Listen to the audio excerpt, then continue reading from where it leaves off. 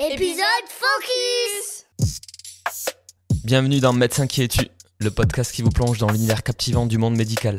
Chaque épisode vous offre un regard intime sur la vie des médecins, leurs défis dans le monde professionnel et leurs passions en dehors des salles de consultation.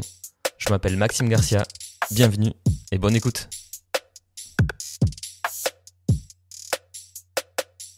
Bonjour et bienvenue dans ce nouvel épisode de Médecin qui es-tu. Un épisode aujourd'hui particulier, on va parler de Skénan, Oramorphe, Tramadol, Fentanyl, autant de noms de médicaments qui désignent des traitements morphiniques. Les traitements morphiniques sont aussi appelés opiacés, opioïdes, donc il est difficile de faire le point sur tout ça pour les patients, pour tout le monde. Parfois on ne sait pas trop où est-ce qu'on en est. Après la crise des opioïdes aux États-Unis, il est temps de faire un point pour savoir où est-ce que nous en sommes en France. Pour nous aider, aujourd'hui, le docteur Trouvin Anne-Priscille. Bonjour Anne-Priscille. Bonjour. Tu viens nous aider pour y voir un peu plus clair sur ce sujet. Tu es rhumatologue et médecin de la douleur à l'hôpital Cochin, à Paris, membre de la Société française de l'évaluation et du traitement de la douleur, rattaché à l'unité INSERM U987 et maître de conférence à l'université Paris-Cité. J'ai découvert notamment ta présentation lors du congrès à Saint-Malo en décembre dernier à ce sujet, quelque chose de très complet, très intéressant. J'avais pas encore l'idée du podcast, mais je me suis dit il faut absolument parler de ce sujet. Donc merci beaucoup de venir nous éclairer sur tout ça. Et du coup, on va commencer par cette question. Qu'est-ce qu'un médicament morphinique ? Alors un médicament morphinique, c'est un médicament antalgique, c'est donc un médicament qui vise à lutter contre la douleur. Par définition, ce sont des médicaments qui sont dérivés de l'opium. L'opium est obtenu par une fleur, le pavot somnifère. Puis après, les progrès de la chimie ont permis qu'on synthétise un certain nombre de molécules. Donc certaines sont encore produites grâce aux cultures de pavots. Et maintenant, certaines sont totalement chimiques et produites en laboratoire. D'accord. Comment est-ce qu'un morphinique va agir finalement ?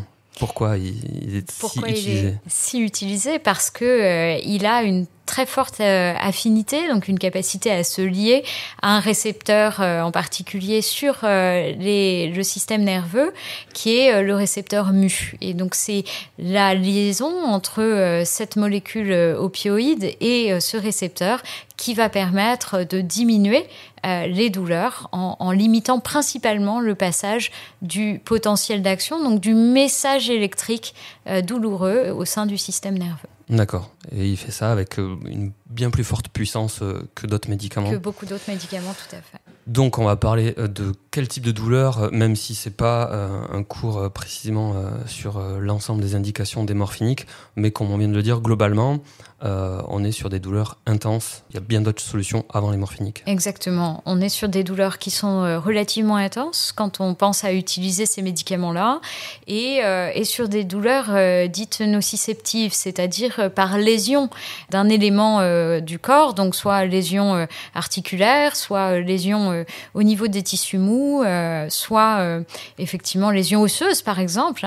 Typiquement, lors d'une fracture, on pourrait être amené à utiliser ces médicaments. En revanche, pour d'autres pathologies douloureuses pour lesquelles on manque aujourd'hui de capacité à trouver une lésion, comme par exemple la fibromyalgie, on est à peu près certain que ces médicaments ne sont pas très bénéfiques pour les patients, voire même plutôt défavorables, en aggravant un petit peu leur qualité de vie et leur douleur. D'accord. Côté épidémiologie, est-ce qu'on sait à peu près le nombre de prescriptions de morphinique ou une tendance, notamment si ça a tendance à régresser ou à augmenter ? En introduction, on disait après la crise des opioïdes aux États-Unis. Je tiens à rappeler qu'elle n'est pas exactement finie aux États-Unis, donc c'est difficile de dire après. C'est plutôt alors que cette crise est toujours en cours aux États-Unis. Nous, en France, ce qu'on constate, c'est que malgré l'expérience qu'on a outre-Atlantique, on se rend compte que nos prescriptions continuent d'augmenter. Et en parallèle, une donnée qui est assez inquiétante, c'est la mortalité imputable à la prise de ces médicaments, qui elle aussi a tendance à augmenter. Alors bien entendu, on est très loin des chiffres américains dans le volume de décès imputables à ces médicaments. Cependant, la tendance reste positive et c'est ça qui peut-être doit nous alerter puisqu'on connaît l'expérience américaine. D'accord. En préparant l'épisode, on se disait, évidemment, ce sont des chiffres à manipuler avec précaution, puisque la délivrance, c'est-à-dire le pharmacien donne le morphinique, les comprimés aux patients, mais derrière, il y a toujours cette incertitude de savoir est-ce que le comprimé est observé et pris ou pas. C'est exactement ça. Ces études sont des études sur base de données. Ces bases de données, en France, il faut savoir qu'elles sont donc extraites de ce que la sécurité sociale ou l'assurance maladie a remboursé. Donc effectivement, on a la certitude qu'à un moment, ces boîtes ont été délivrées aux patients. Mais ce qu'on ne sait pas, c'est est-ce que le patient les a vraiment consommées. Dans l'autre sens, peut-être l'inquiétude qu'on peut avoir, c'est par contre les comprimés non consommés, que sont-ils devenus ? C'est une vraie question. Est-ce que c'est ce patient qui va les consommer peut-être 6 mois plus tard, 8 mois plus tard, on ne sait pas, en tout cas on espère dans la limite de péremption du médicament, ou est-ce que c'est carrément un tiers ? Et dans ce cas-là, il y a aussi des vraies problématiques aux États-Unis d'une mortalité qui augmente de mineurs qui ont consommé les médicaments antalgiques opioïdes de leurs apparentés. D'accord. Quels sont les dangers ? Parce qu'on est en train de dire que leur consommation augmente et qu'elle est dangereuse. Globalement, qu'est-ce qu'il arrive à un patient qui va faire un mésusage ? Un mésusage, c'est donc quelque chose qui sort du cadre et de l'indication pour lequel on a introduit le morphinique et de la posologie indiquée. Quelqu'un qui va commencer à mal utiliser son morphinique, qu'est-ce qui peut arriver finalement ? La première chose, c'est donc déjà de rentrer dans ce mésusage. Ça, c'est déjà le premier risque. C'est que le patient sorte du cadre et qu'il en sorte sans avoir prévenu son prescripteur ou ses prescripteurs. La deuxième chose, c'est de glisser cette fois-ci vers une véritable addiction, c'est-à-dire que là, le médicament va être consommé non plus seulement pour soulager une douleur, mais vraiment dans un objectif, entre guillemets, de défonce. Alors peut-être que ça fait oublier la douleur, mais en tout cas, on n'est plus du tout dans l'usage pharmacologique qu'on veut de ce médicament. Et puis la dernière chose, c'est le risque d'overdose, de surdose, et donc avec derrière les conséquences qui peuvent être, si le patient ne reçoit pas l'antagoniste rapidement, l'antidote rapidement, et bien malheureusement un décès quand même. D'accord. On connaît à peu près les morphiniques les plus impliqués dans ce genre de mésusage. Aujourd'hui, c'est difficile d'en cibler un plus qu'un autre. Ils ont tous le même caractère addictogène. Je crois que c'est ça qu'il faut souligner, c'est qu'il ne faut pas se dire que parce que la codéine, par exemple, a été classifiée un temps d'antalgique de palier 2, ce serait moins risqué, moins dangereux que des sels de morphine. Une des molécules, cependant, a quand même un caractère addictogène extrêmement fort et un risque d'overdose assez important. C'est le fentanyl transmuqueux en particulier, parce qu'il a vraiment un pic d'action qui est extrêmement rapide avec un effet shoot, littéralement, qui permet vraiment de rentrer très vite dans une addiction. D'accord. On a aussi entendu parler, c'est la classification qui dichotomise morphinique faible et morphinique fort.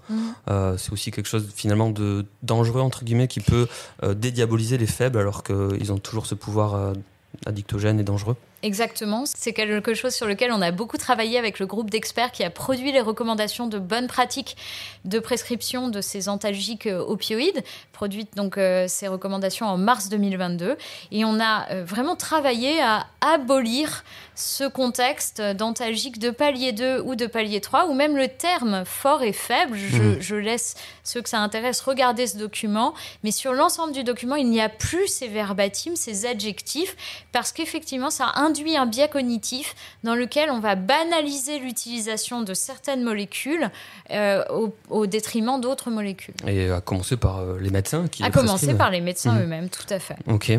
Pour cadrer tout ça, il y a des types de prescriptions particulières. Est-ce que tu peux nous expliquer comment on cadre une prescription de morphinique ? Quand on est dans une douleur aiguë, je dirais que la meilleure chose à faire, c'est, comme disent les Anglais, less is more. Donc, on fait moins longtemps, on prescrit moins longtemps, on revoit son patient régulièrement parce qu'il est probable que la lésion qu'on est en train d'essayer de traiter va quand même se résoudre, va quand même guérir, ne serait-ce que parce qu'on aura fait quelque chose d'autre à côté.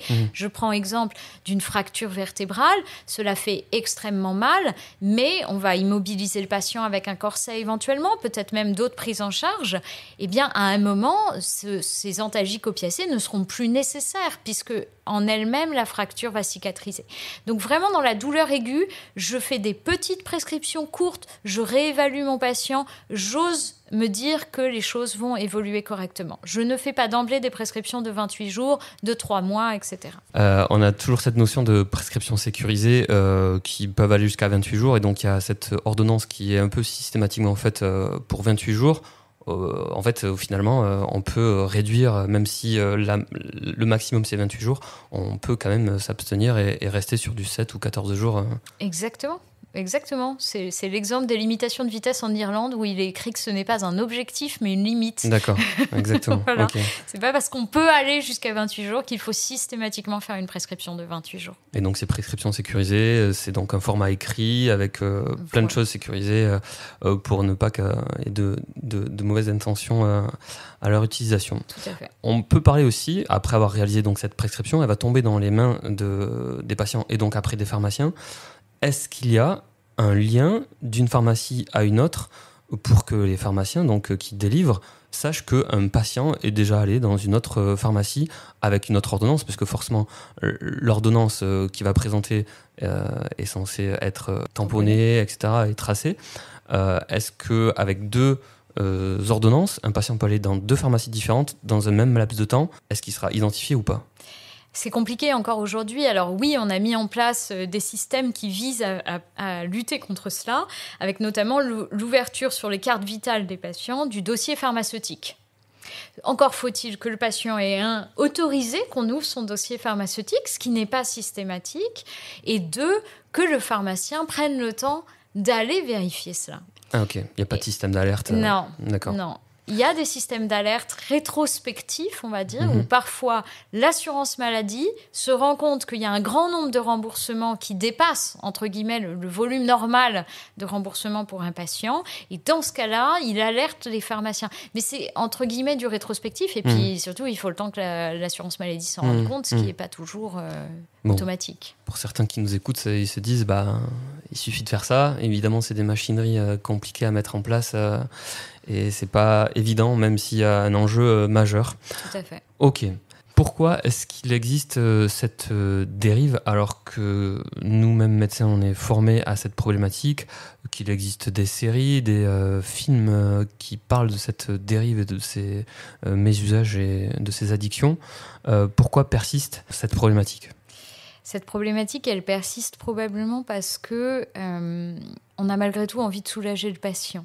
Et parfois à tout coup, sans tenir compte que douleur est souvent intriquée avec souffrance et que par contre les médicaments opiacés, aussi puissants soient-ils, ne soulageront pas cette souffrance. La douleur de nos patients, en tout cas pour ce qui est de la douleur chronique, elle est multifactorielle et donc la seule réponse pharmacologique avec les opiacés suffira rarement, voire jamais. Et c'est peut-être là qu'est aujourd'hui l'écueil, c'est de vouloir répondre à toutes les douleurs forcément par la voie pharmacologique, et du coup forcément on en arrive à prescrire des médicaments pour lesquels les risques derrière sont importants. Parce que pas d'efficacité, donc on augmente la dose, toujours pas d'efficacité, et puis l'efficacité n'arrive jamais, mais l'addiction, elle, en revanche, est là. Exactement, c'est exactement ça. L'addiction ou même des effets pervers, on pense aujourd'hui que les opiacés sont capables d'induire des douleurs par eux-mêmes. C'est le phénomène d'hyperalgésie lié aux opiacés. Et donc, quelque part, on est dans une espèce de cercle vicieux où finalement, l'augmentation de l'intensité douloureuse est peut-être même le fait de cette prescription d'opiacés. Donc, c'est en cela que, oui, on met le doigt souvent dans un engrenage et il faut savoir déprescrire, il faut savoir ne pas aller vers ces molécules-là ou y aller avec une grande précaution et ne pas se dire que le médicament est la solution à tout. On le disait tout à l'heure, il y a en tout cas sur le papier, 2 types de morphiniques, les faibles et les forts, avec des morphiniques faibles qui sont sur prescription non sécurisée, je pense au tramadol notamment. Petite précision concernant ce dont nous sommes en train de parler avec le docteur Trouvin. Nous avons enregistré l'épisode au cours de l'été et il se trouve que ce 26 septembre 2024, l'ANSM annonce que le tramadol et la codéine devront maintenant être prescrits sur ordonnance sécurisée pour une durée maximale de 12 semaines, ce qui signifie que les patients devront donc reconsulter leur médecin pour renouveler la prescription de ces 2 molécules, seules ou en association, par exemple avec le paracétamol ou l'ibuprofène. Ceci toujours dans un objectif de limiter le risque de mésusage. Voilà, on ferme la parenthèse et je vous laisse reprendre le cours de l'épisode. Merci à tous. Est-ce que l'addiction ou un mésusage peut rentrer par ces morphiniques faibles ? Oui, bien sûr. On a aujourd'hui un grand nombre de patients qui développent un mésusage à la codéine ou au tramadol.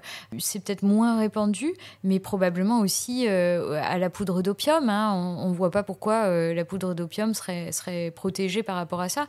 Donc oui, il faut le savoir, il faut le faire savoir. La codéine, le tramadol sont des médicaments aussi addictogènes et pour lesquels il faut réfléchir aussi quand on fait les prescriptions. Et on en revient à ce que je proposais tout à l'heure, c'est-à-dire des durées de prescription raisonnables, raisonnées, adaptées aux symptômes qu'on espère soulager. Parce que je pensais notamment au suivi du patient. La prescription sécurisée nous permet de revoir le patient. En revanche, sur des morphiniques faibles, le tramadol, etc., on perd un peu de vue le patient et il y a toujours ce danger de ne pas trop savoir ce qui va devenir avec ces traitements et aussi d'ailleurs s'il ne va pas aller se faire prescrire d'autres morphiniques chez un autre médecin. C'est pour ça que c'est important en début de prescription, surtout dans la douleur chronique, d'oser revoir le patient. C'est pas parce qu'on peut mettre 3 mois consécutifs de tramadol qu'il faut se dire je le reverrai dans 3 mois. Ou alors faire du lien avec un autre soignant du patient. Si soi-même, par exemple en consultation douleur, on n'a pas toujours suffisamment de latitude dans nos agendas pour revoir les patients à 1 mois, pourquoi ne pas faire lien avec le médecin traitant du patient ou son spécialiste référent pour que ce soit éventuellement lui qui fasse cette réévaluation à 1 mois et qu'on puisse comme ça alterner le suivi, mais ne pas avoir un patient dans la nature pendant 6 mois, 3 ou 6 mois selon la molécule. Il faut évaluer aussi un profil d'addiction des patients qui ont des comorbidités ou des co-addictions où on sait que l'introduction d'un traitement comme ça va sans doute être un peu dangereux. Oui, c'est important. Il y a une échelle assez simple qui existe aujourd'hui, qui est l'ORT, Opioid Risk Tool, qui est un score qui permet de calculer le risque de son patient de développer un mésusage. Attention, il ne faut pas non plus pervertir ce score et se dire que parce que le patient a un score important, on doit lui refuser la prescription d'un antalgique. Ça n'est pas l'objectif de ce score. Ce score, il est plutôt pour mettre un drapeau rouge sur certains patients pour qu'on les suive de plus près. L'autre chose qui peut être juste pragmatique sans aller sur un score, il faut savoir que les patients qui vont le plus souvent rentrer dans le mésusage sont les patients de sexe masculin, entre 16 et 45 ans environ, ayant déjà une addiction, notamment l'alcool ou le jeu ou d'autres types d'addictions, ou alors ayant eu une addiction passée. On peut penser par exemple au cannabis, dont certains de nos patients adultes sont sevrés aujourd'hui, mais qui a représenté à une époque de leur vie une addiction. Voilà, tout ça, c'est déjà un profil de patient à risque et qu'il faut penser à surveiller d'autant plus lorsqu'on initie une prescription. Et puis, on parlait aussi des indications. Toutes les douleurs n'entraînent pas la nécessité de prescrire des morphiniques. Et ça, il faut également faire beaucoup d'éducation, je pense, auprès des patients en tant que médecin. Et puis, je sais qu'il y a aussi des patients qui écoutent les épisodes. Toute douleur, même avec une forte intensité, ne mérite pas forcément un morphinique. Oui, tout à fait. Il faut vraiment aujourd'hui se reposer la question, non pas tant en termes d'intensité de la douleur, mais en termes de qu'est-ce qui provoque cette douleur, quelle est la lésion, on en parlait tout à l'heure, et notamment les douleurs dites neuropathiques par lésion du système nerveux, périphérique ou central, par exemple la neuropathie diabétique, par exemple les douleurs après le zona, ne seront que très mal soulagées par les opiacés et seront paradoxalement soulagées par des molécules qui n'ont rien à voir à la base avec les antalgiques, notamment certains antidépresseurs. D'accord. Des solutions pour faire face à cette dangerosité des morphiniques, est-ce que je pensais, je sais pas, à la délivrance du nombre exact de comprimés que le patient doit consommer, par exemple, est-ce qu'il y a des réflexions autour de tout ça ? C'est une réflexion qui est en cours. Je sais aussi qu'à la NSM, il y a une réflexion sur une harmonisation, puisqu'aujourd'hui, par exemple, on ne peut pas prescrire plus que 3 mois de tramadol consécutifs, mais on peut encore faire des ordonnances de 6 mois de codéine, alors qu'on ne voit pas exactement où siège la différence dans la dangerosité de ces 2 molécules, sur le long terme, j'entends. Donc oui, il y a vraiment une réflexion là-dessus. Je dirais que d'abord, c'est la juste durée. Quand on soulage une douleur aiguë, on prescrit sur une durée courte. On veut soulager une douleur liée à un traumatisme extrêmement grave, on prescrit que 7 à 14 jours, pas beaucoup plus. On revoit le patient. Il peut arriver que le patient ne soit pas amélioré ou en tout cas pas encore cicatrisé. Dans ce cas-là, on refait un petit rajout, mais on repart pas d'emblée sur 3 mois. Et en matière de douleur chronique, en tout cas au début, vraiment s'assurer qu'on revoit le patient régulièrement, que notre traitement est efficace, parce que c'est l'autre problème aussi, c'est que parfois en douleur chronique, on a tendance à se dire je peux lui en mettre pour 3 mois, de toute façon ça fait 10 ans qu'il a mal. Sauf que c'est un raisonnement totalement fallacieux. Au début, on revoit rapidement, on revoit précocement, et quand on a vraiment trouvé un équilibre, à ce moment-là, on peut se permettre de faire des renouvellements un petit peu plus espacés. On parle de douleurs chroniques parce qu'en général, sur les douleurs aiguës, les gens laissent tomber les morphiniques assez rapidement quand les choses sont réglées. Et c'est plus dans la douleur chronique où, là, pour le coup, le morphinique n'a pas forcément sa place initialement et que les dérives s'installent. C'est tout à fait vrai, mais il ne faut pas perdre de vue qu'aux États-Unis, le mode d'entrée dans certains mésusages s'est fait par la prescription d'antalgiques opiacés avec une longue prescription pour une douleur aiguë de type entorse, douleur dentaire, etc. Donc, ne pas croire que le mésusage ne vient que par la pratique chronique du médicament. Les patients peuvent mettre le doigt dans l'addiction, même sur des durées de prescription relativement courtes. D'accord. Les patients vont bientôt pouvoir, enfin c'est déjà le cas je pense, ramener leurs comprimés non consommés. C'est déjà en place ce genre de... En réalité, ils peuvent toujours le faire, quelle que soit la molécule. En France, il faut rapporter les médicaments inutilisés à son pharmacien. Normalement, il n'y a aucune raison de se le voir refuser. Donc il faut surtout rapporter les médicaments non consommés, mais tous, quels qu'ils soient, à son pharmacien. Et concernant ce que je disais, la délivrance de comprimés strictement le nombre nécessaire, c'est possible, pas en place du tout ? C'est pas en place, mais je crois qu'il y a une réflexion actuellement sur les boîtes, notamment de tramadol, pour avoir des conditionnements qui permettraient, par exemple, de ne traiter qu'une douleur de courte durée, donc sur 5 jours, je ne sais plus exactement, mais un peu comme on a revu le conditionnement du paracétamol, où il n'y a plus que maximum 8 grammes par boîte, on va essayer, et c'est actuellement en discussion, de revoir le conditionnement du tramadol pour que ça puisse caler exactement sur des durées de prescription de l'ordre de 5 à 7 jours. D'accord. Alors, une question un peu délicate. On a vu le film Médecin de nuit, par exemple, avec des prescriptions très, très délicates de médecins. Est-ce que c'est la réalité du terrain ? C'est les dérives d'usage des morphiniques ? Ou ça passe pas forcément par ces réseaux-là ? Il y a de tout. Il y a de tout. Il y a des médecins complaisants. Il y a des médecins qui se font berner, comme on disait tout à l'heure. Difficile de savoir que le patient a consulté le généraliste d'à côté et s'est fait remettre la même prescription 10 jours avant. Objectivement, aujourd'hui, il y a de tout. C'est très compliqué de faire la part des choses. Mais la vigilance, je pense que c'est ça qui compte. La vigilance de tous les acteurs. On voit arriver un patient en demande de médicaments opiacés. On ne le connaît pas de sa patientèle. Pourquoi vous venez me voir aujourd'hui? Qu'est-ce qui se passe? Qui est le dernier prescripteur? Ça date de quand? Parfois, en cas de doute avéré, savoir décrocher son téléphone et contacter la pharmacie alléguée du patient, hein, c'est toujours la problématique. Et puis du côté des pharmaciens, mais je crois qu'ils sont extrêmement sensibilisés à ça, essayer de détecter les fausses ordonnances, parce qu'il y a aussi des fausses ordonnances. D'accord. Docteur Trouvin, Anne-Précile, merci beaucoup, c'était très précis. Le message à retenir, c'est que c'est un traitement, les morphiniques sont un traitement efficace dans leur indication bien précise, que toutes les douleurs ne sont pas des indications aux morphiniques, et puis qu'il faut réévaluer surtout les patients et qu'un traitement morphinique n'est pas quelque chose à laisser dans la nature sans surveillance. Merci beaucoup. Avec plaisir. Et à bientôt pour de nouveaux épisodes. Voilà, c'était un épisode de Médecin qui es-tu. Merci d'avoir écouté. Je vous invite à vous abonner en cliquant sur la petite clochette. Comme ça, vous serez averti de la sortie de nouveaux épisodes. À bientôt.